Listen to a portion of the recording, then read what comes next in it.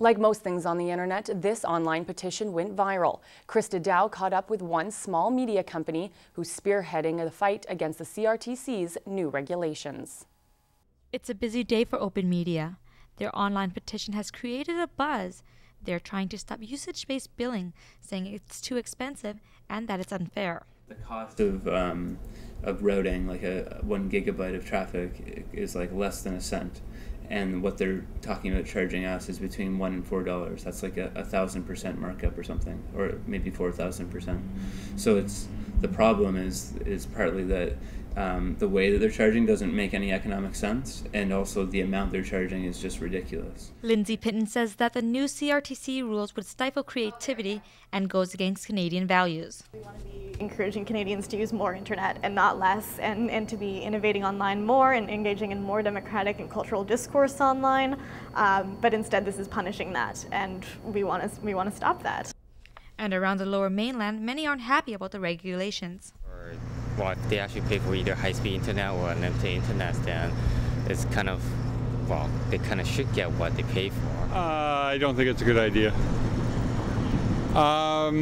Because I think it's just the internet companies trying to rip off their customers. 100%. It's just their attempt to put kind of a stamp on illegal downloading. I think it's a way that, allows the bigger companies to make more money. The petition has reached over 270,000 signatures and has become the largest petition in Canadian history. Krista Dow in Vancouver for BCIT Magazine. It's been a year since BC drivers have been told to put down the cell phone and to pay attention to the road. Alison Riley found out most people haven't gotten the message, and police are going to be watching. On the one-year anniversary of BC's distracted driving law, police are out in full force. All he said is he saw the cell phone in your hand. Are you talking on the cell phone right now? Is this hands-free that's in your ears? Is that hands-free? Last year, police issued 32,000 tickets, and RCMP say this month they will be on the lookout for more offenders.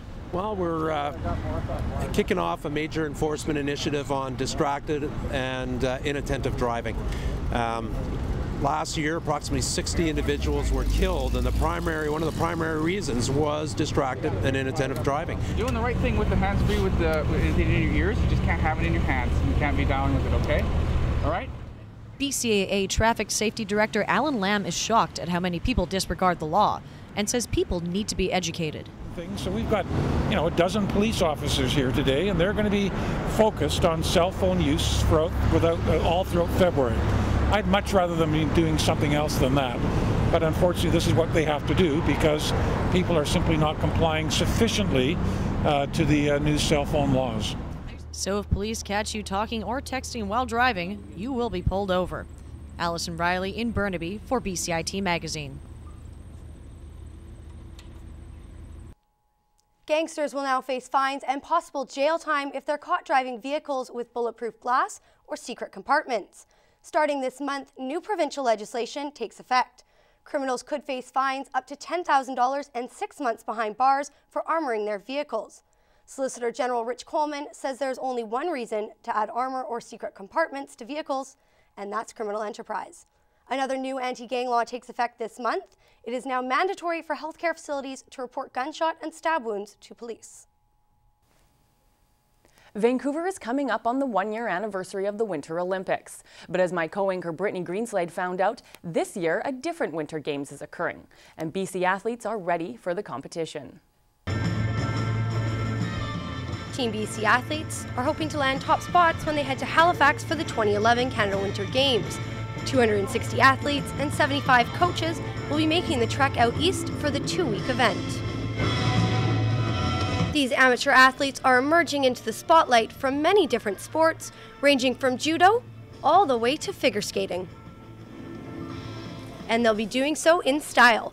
Minister of Sport Stephanie Cadeau helped unveil the uniforms and had a few words of inspiration for the athletes. Less than 14% of Canada's population lives in British Columbia, and yet our athletes consistently win more than their proportion of medals at the national and international level. And our record is largely in thanks to the strength of our high-performance system here in British Columbia. Former high-performance athlete turned coach Keegan Murphy says this is a unique experience for the athletes and one that he knows they won't forget. And having competed at the games myself when I was 13, I know that it's going to be an experience that they won't ever forget. I've tried to explain it to them, but they'll understand once they're there. It's not any one person. You know, their parents, their families work very hard as well. So different than any other competition. Being with other athletes with different sports of a huge age range, they're going to make so many friends, and hopefully friends that they will keep for the rest of their life. Also announced at today's event was the Mitten Project, where team members from Team BC will be helping out by donating winter clothing to the homeless people of Halifax when they go out next week. Brittany Greenslade in Vancouver for BCIT Magazine. Vancouver wants to be the greenest city in the world by 2020. To help make that happen, the city is diverting certain items away from the landfill, items such as mattresses. Now there's a $20 dumping fee to get rid of them. But as Monica Martinez reports, most of the materials end up getting recycled. Ripped, stripped, and broken down. This mattress is recycle ready. Busy, yeah. Hundreds of mattresses come in every day here at this Burnaby facility. Up to 380, 400, that sort of thing. And that number is only getting bigger. I got another one for you guys. They're high volume and low weight, a bad option for landfilling.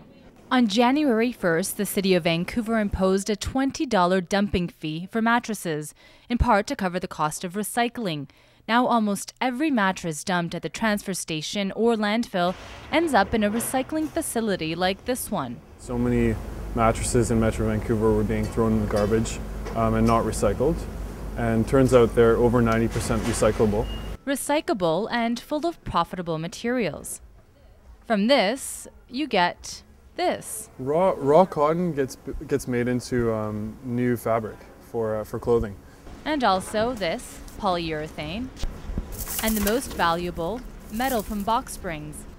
Some may say it's sort of like urban mining, because we get a lot of metal out of them too, about a ton a day. A valuable resource.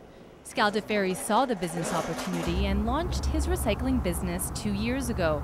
He saw the amount of mattresses ending up in the garbage and started pushing Vancouver City Hall for a greener alternative. It seemed like the right thing to do.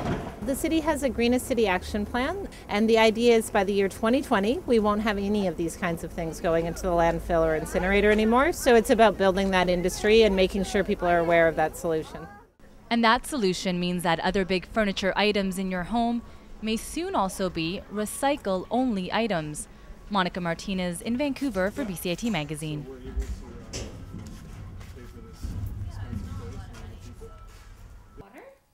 It's a different kind of Watergate than the one we all know.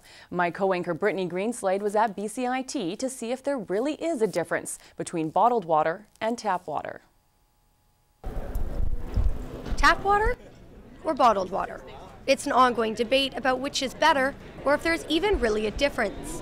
Whether you carry your water in metal containers, plastic bottles, or a reusable container, most of it comes from the same place. BCIT's chemistry department is trying to put people's focus back on tap water. A lot of people drink bottled water, but we wanted to get the facts out there about that tap water is safe to drink, it's very low cost. I mean, a lot of bottled water is just municipal tap water that's been filtered and rebottled. So, you know, bottled water is actually more expensive than gasoline. So you kind of think, well, what am I paying for? Because gasoline has to be extracted from the earth and purified and refined. Duso and her team are testing pH levels in water on campus and are even offering to test the amount of lead in people's home tap water. According to Metro Vancouver, 20% of every plastic bottle ends up in a landfill and cannot be recycled. It still takes energy and it's a process to recycle them, and you still do wind up with waste. And you can't do anything with this end product other than landfill it. To help out the environment, people at BCIT signed a pledge saying that they would drink tap water instead of buying bottles. And Metro Vancouver was on board. I refill my water bottle instead of buying bottled water, and this is straight from the tap. My bottle keeps it cold, and it's delicious. And you can do your part too. So turn on your tap, fill up, and drink up. Brittany Greenslade in Burnaby for BCIT Magazine. Coming up on BCIT Magazine, chefs from around BC show off their culinary skills. Find out why this young girl is on a mission to pay it forward.